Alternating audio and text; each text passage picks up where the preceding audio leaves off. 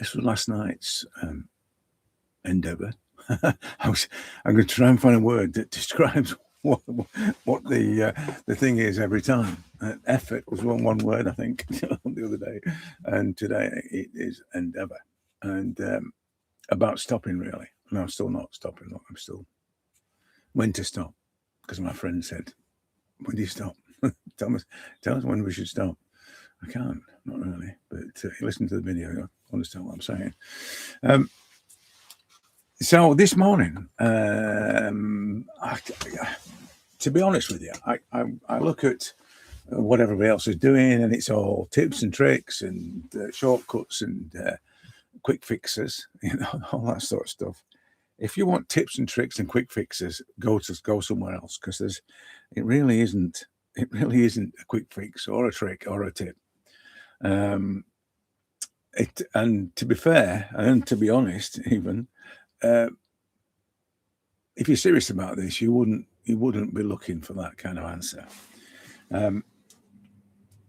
But this idea of there being a secret to it, there is a secret to it, and there are secrets to it. And I'm going to do several of these just to sort of really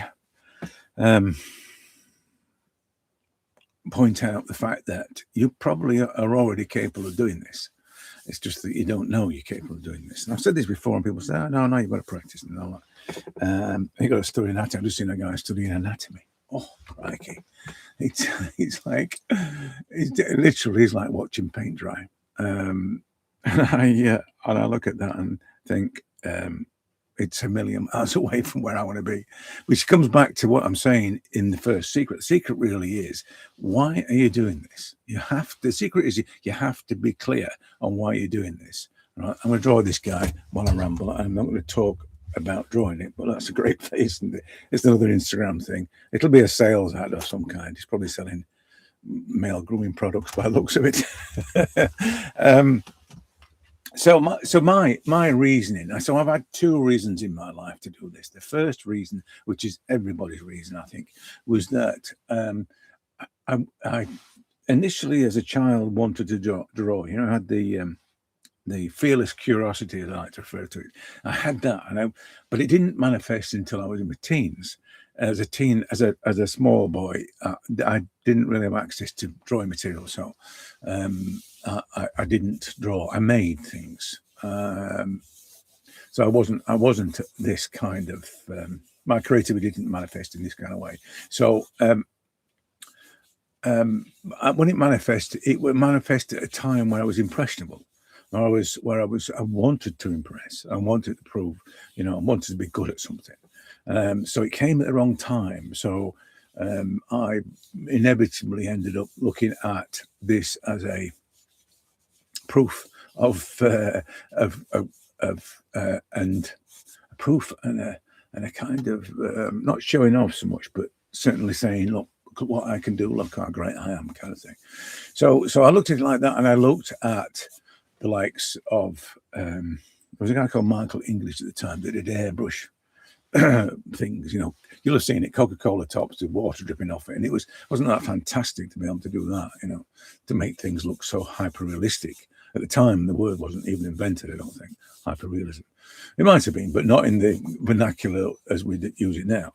But so I was there, and I was, as I say, impressionable and I suppose looking for tips and tricks, and I would have been at that point looking for, how am I going to do it? And it would have been, if someone said, draw these straight lines and add a circle in the middle of it, and it looks like a face. If I'd have been all over that, I'd have been all over the tips and the tricks.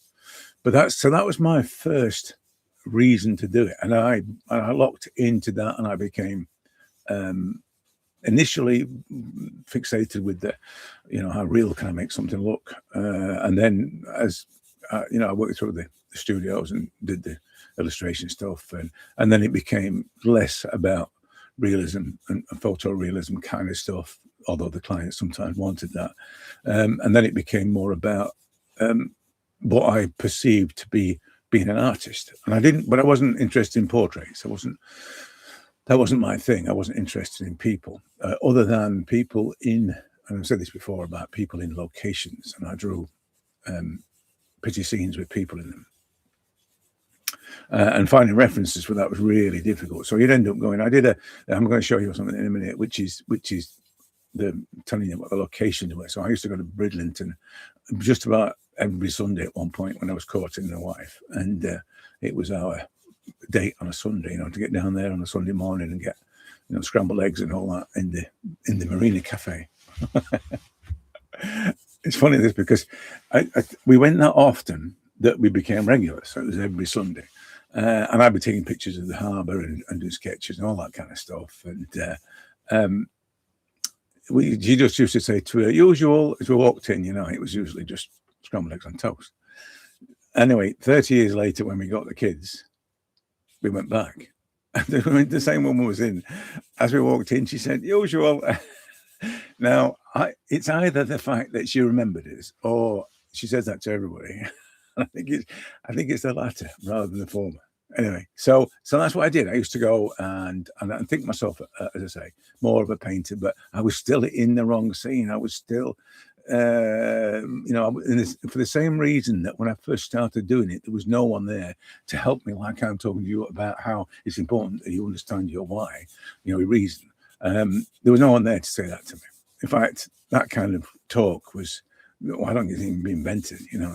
It wasn't until you got into the 90s when people were all about self-improvement and all that you started. What was that guy that used to talk about finding your why, and he became really famous for saying that? But as I say, at the time, it wasn't something that people would discuss.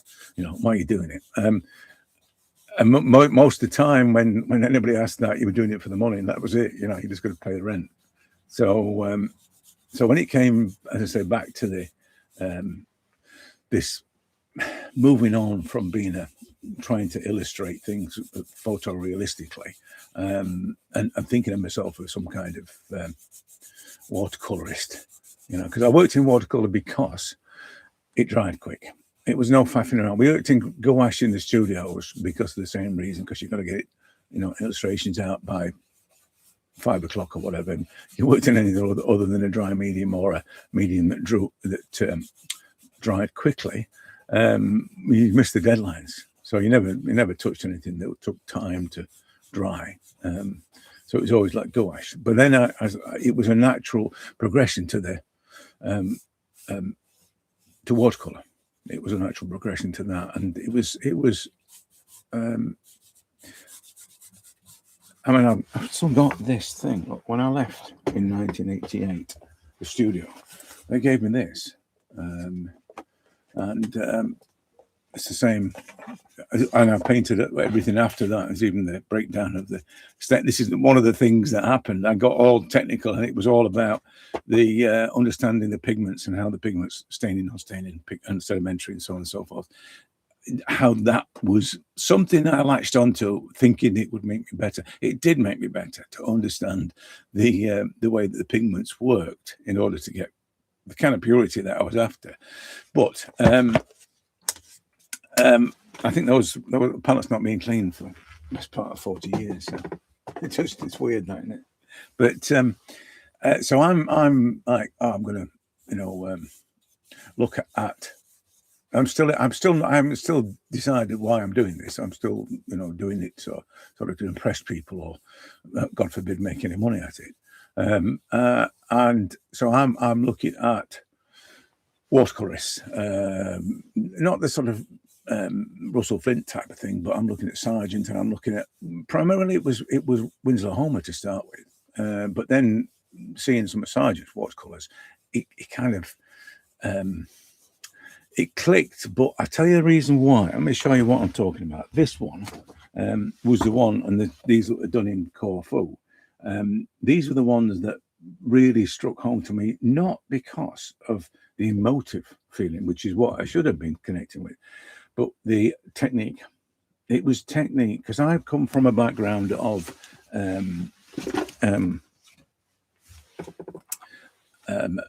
the production side of things. The illustration was a production thing. That's primarily what it was. Feeling wasn't a part of it. It couldn't be, because the client wanted you to draw or illustrate something that you didn't really feel any kind of emotional connection to. So it could never be about feeling. It always had to be about the production skills. So I came from that, and I got that in my head that it was a doing thing. I would learn those skills to do that, and consequently, that's what I did. And I focused on trying to paint and understanding the way the medium works. And I started painting like this. So I went to Bridlington and I painted these boats in the harbour. The same kind of things apply, using the stainers to start with. Using non-staining colours, and then you build it up. And gradually, you get to this point where it's my influenced by, if you like, not in terms of the, or some of this stuff down here might be, but not in terms of trying to do it like Sargent, but in terms of the technique, the technical stuff, the right hierarchy of pigments when it comes from the non-stainers to the stainers, then to the sedimentary colours. The sedimentary is the ones that are opaque and they'll cover everything else up, and then sort of heavy stainers like got down here and there, and there's bits of stainers in there, and it was technique driven. That's what I did, and I did loads of these. I've got loads of these scenes, but this is the reason why I stopped. These kind of paintings are the reason why I stopped, because I didn't feel anything for them. So I hadn't got there was this massive discrepancy between what I was doing and why I was doing it. So, and that's the danger. You sort of, you get into a position where you don't understand why you're doing it, and you follow it's a technical thing. And I'm going to follow, and it's all about, you see people talking about, it's all about that guy doing anatomy. Oh, it's all about the technical stuff. It's all about knowledge. Knowledge is not the secret to creativity. Ignorance is, right? Ignorance unlocks creativity. Remember that. And but I was insistent. I'm going to find the techniques. I'm going to master the techniques. I was insistent on that, and I hated it because I failed every time. I felt I did anyway, and then it was just a case of, if I sold one painting, and that's probably the only painting I sold in my life. But I tell a lie, I sold two, I think, but to the same person. But that it kind of made it even worse. Because here's me not happy with what I'm doing, and it's selling. And what do I do? I mean, I tried to pursue that, because if someone, if I can find one person to buy what I do, I can find another, that kind of thing. And I remember Sunday mornings walking up and down a road in Huddersfield with a portfolio and an easel, and trying to do mini exhibitions on somebody's doorstep, telling out on your doorstep, and being completely despondent after about 4 hours of people shutting the door in me. And one actually let me in, and he was having his breakfast, and I went and while he sat and had his breakfast, I showed him my work on, and then after all I'd shown him, he said, I prefer abstract paintings. He said. I said, I can do that. Being the illustrator in me, I can do that. So I went back. This is crazy. I went back the following day with some abstracts that I'd painted the previous day. The very day he told me he liked abstracts. Took them back the following day, and he was just, all he was doing when he said he liked abstract was trying to get rid of me. That's all. But me being naive and desperate, I went, I was sucked in and I went and did it. But bit sad, really. If I look back at it now, I was this is the problem with being an artist. Where somebody said yesterday, we have this desire to be liked thing. I had a desire to pay the rent. That's all I had. I didn't really care if they liked me or not. But that was the trajectory of this starting from the wrong place thing. And I think everybody can fall into that without the right sort of I don't think it's nurturing, but the thing about just not being appreciated or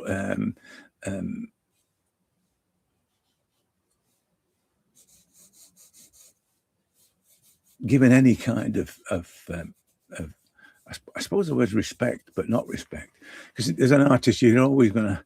There is always that that air of contempt towards you, and yeah, you're just an artist. You know, you need to get a proper job. You know, that kind of thing. You get that all the time. Somebody said yesterday, people love art but hate artists. You know, so I'm not sure that's the case. I think it's just a case of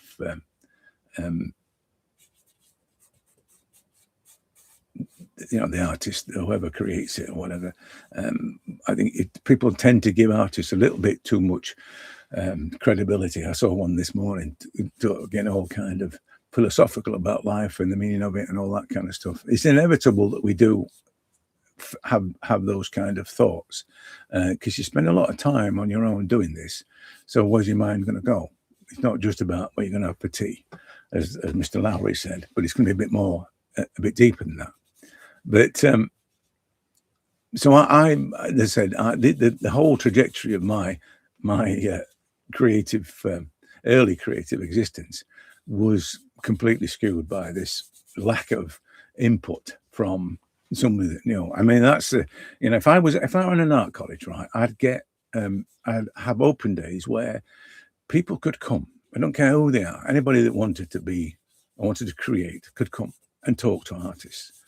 I'm not saying all artists are going to be receptive and all artists are going to have this clear view. A lot of them are going to be bonded to the technique and the execution. But there are going to be some that have figured it out. There's a guy that, Edward Povey is one of these kind of guys. He's figured it out. Runs this thing called Quarantine. I'm not sure why it's a silly name, but he's figured it out. You need people like that. You need to talk to people like that. They will help you to find your path, because that's the thing. It's not going to be his path that he's going to illuminate. He's going to help you to illuminate your path. So I went through I want to paint like Sergeant malarkey and ended up stopping because, as I said, there was a chasm between what I was doing and what I felt inside, and then I think I would have not come back to it if it weren't for the cancer. I don't think that I would have considered looking for something that brought me joy if it wasn't for the cancer. I was quite happy to carry on working in computers and wrestling every day with code and all that kind of stuff. It was, I mean, I packed in doing it because I think the stress factor of doing that, there's immense stress in that. There was for me because I worked at quite a high level of client-wise. So Toyota and big companies, big multinationals, and so there was much more bureaucracy, if you like, and politics than just coding a clever little app. There was more to it than that, and but I would have stayed there. I would have sort of carried on doing bits of that. And then when I retired, I would have just been doing little bits of that and not doing this. But I think the urge to do something that brought me joy was the thing. So I'm now in this second phase, and I've returned to doing this, to making art and just being creative. I think just expressing my creativity. So I've come back to this with a completely different mindset. The mindset is, I just want to do it. I just love doing it. I just want to do it. It's not. I don't care whether it's the right way to do it. I don't care whether or not somebody likes it. I don't care whether or not people buy it. I'm not interested in those things. So I've come at it from a completely different point of view. I'm not trying to do it like somebody else. The problems that we see now with people. Like I saw something the other day that said that they love to spend hours copying Bouguereau, or Bouguereau, or whatever his name was, the guy, the famous painter. And I love the idea of getting into that. Now, I thought that's an interesting thing, because if you can't find your reason you can latch onto somebody else's reason. And I think that is probably what's happening. I know they'll say, oh, it's to learn their techniques and all the rest of it. And I've got a friend who's does that, and it's just nonsense, to be fair. It's just, find your own bus route. It's kind of, it makes no sense to be latching onto someone else's answers to the same questions that you're asking. If it's just about technique and things, then again, that makes no sense. This can never just be about technique, I suppose. That's what I'm saying. But the reason now, and this is the secret, really, you've got to find your reason, and understand that reason, how it works. Because one of the things that your reason might be is because you want to do it like somebody else. And in this case, I and the guy with the booger or whatever, I wanted to do it like this, right? That's never a good reason to do it, because if you like something, you have to interrogate why you like it, because it may well be conditioned. It may well be a subjective thing. It's pretty. It may well be that you're impressed by its technicality, which is what my thing was. I mean, I've got subjective and technicalities, and the last one really is because someone says it's good. And I've got all three of those things would apply to me and that image. I like it because it's pretty. I like it because it's well executed. And I like it because it's the man, right? I've been told that he's the man, regardless. So all those three things are overwhelming my actual doing. So, and they overwhelmed my doing, and I ended up doing this. But my doing wasn't my actual reason. My reason is completely different to this, as you see in the drawings that I do. So my reason is simply the joy of doing it, not to impress you or to impress anybody or to just prove I'm right or whatever. I've got no ulterior motive other than I just love it. I just love doing it. So, and that, as I said, is probably the cancer. Probably knowing that I talked to somebody yesterday, and they had cancer, and I said, isn't it weird how you get a different perspective on things? And that, I think it's that. And I don't wish that on anybody, right? I don't wish that on anybody. But to have that perspective, I wish I'd had that perspective when I was 25. That it's just about the joy of doing it. But this is the way life is, and it didn't work out that way. So. But that's the secret. If you can honestly find the joy, and it's not influenced your reason, and it's not influenced and conditioned to do that, i.e., this is how it must be because this is how art is, or you must understand anatomy in order to be able to do it. Therefore, you've got to spend I don't know how many hours and months and years learning about anatomy. If you can get past that, and I'm not saying any of that's wrong, I'm just saying that as long as that's your pure directive, that's that's the base of your reason. I want to draw anatomically correct portraits. Cool, that's what you should do. But you need to know that that's clearly what you're about, not something that's been embedded and conditioned within you, because that's how it should be. So that's it. That really is. I mean, the next secret I'm going to do is about the doing part of this. But the first secret really is, it's got to be, you have to find your reason to do this. And it has to be built on your own reasons, not on somebody else's reasons. So I'm going to leave it at that. This is kind of more or less done. I'm just straightening things up, and I'll probably tweak a few bits and bobs, but it wasn't really about this drawing. It was more about me talking about you finding your reason. That's the number one secret. You've got to find your reason to do it. And it's one of those things that everything will change once you've found the reason. Once you've found the reason. It's a destination thing, but not a destination. It's not a goal or anything. It's like having a destination, but it's not a destination. It's as I said, it's the purpose for you doing it in the first place. which could be a reason. It could be a goal, I suppose, but that should never be the case. You don't get sucked into that idea of you need goals and ambitions to do this. You don't. Anyway, I'll love you and leave it, and I'll catch you later. The next one I'm going to do is about the other secret, the next secret. There are going to be many secrets, I would think, but the next secret is going to be about the production side, and I'm going to do it on the other channel. So I'm trying to get rid of subscribers, basically. I need only subscribers because YouTube works in a weird way, and so if I've got lots of subscribers for whatever reason that have just subscribed and forgot about me, because that's what you do. I mean, I do that. I subscribe and forget, but YouTube still thinks that they're my market type, and it's showing it to only those sort of people, and consequently I just get zero views or very few views, and it's been a little bit skewed by this misinterpretation in the algorithm, the stupid algorithm. Yeah, the next one I'm going to put on the along with this second lesson as well. I'm going to do the second lesson, and that's going to be on the other channel. So I'll put a link below, and you can go to the other channel to watch that. So basically, it'll just be me and you, because there'll only be two of us on that channel. But I don't mind. I don't mind if people genuinely want me to help them. I'm there for you.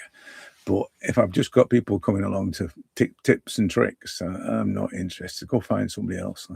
There's plenty of tips and tricks merchants out there. Right, as I say, I love you, leave it, and I'll catch you later.